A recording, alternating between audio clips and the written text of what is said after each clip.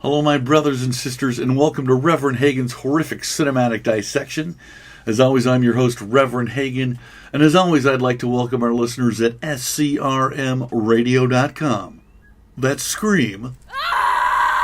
Radio.com for all your horror and paranormal needs.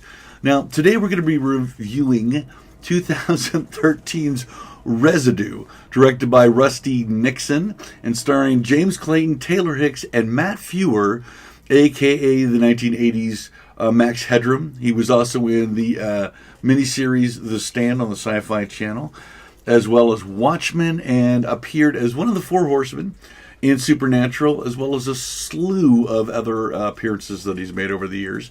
It also stars William B. Davis, who stole every scene in The X-Files, playing the Cancer Man, a.k.a. Cigarette Smoking Man.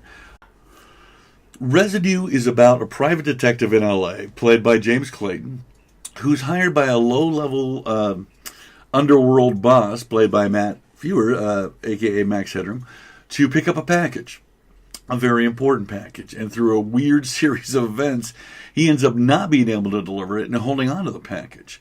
What's in the package is a book/diary of a man's journey through the Amazon.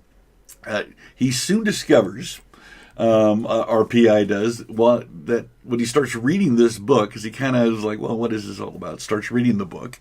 That when he does, he starts missing time.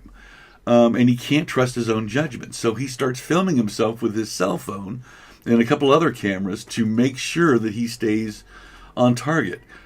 Very soon, it's not clear what he can trust and what he can't trust with his own senses.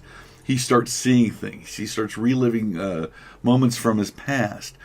He'll think he's on one page. It turns out he's 30 pages down the road. Finds himself in a different location. No idea how he got there. So it turns out that there's another character trying to get this book and had that low level enforcer or mob boss try to get the book for him.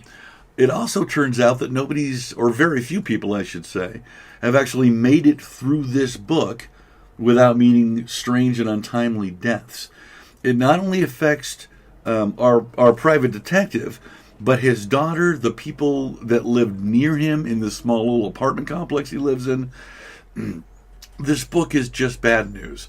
Now, I really don't want to give everything away in this movie because I loved this movie.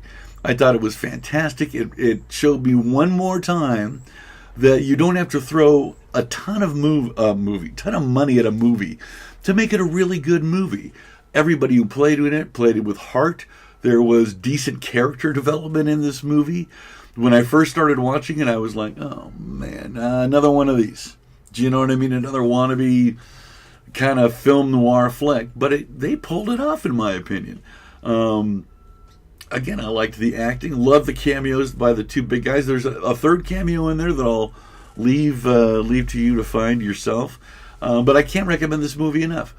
And because of that, I give Residue 2 dissected, decomposing thumbs way up. Now, it's not one of those, cut your head off if you don't see the flick, but it's really worth a watch and a really good time watching it.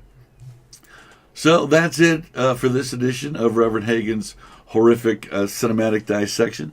Be sure to keep it tuned to SCRMradio.com. That's Scream. Radio.com for all your horror and paranormal needs. And until next time, please have a truly terrifyingly terrific day.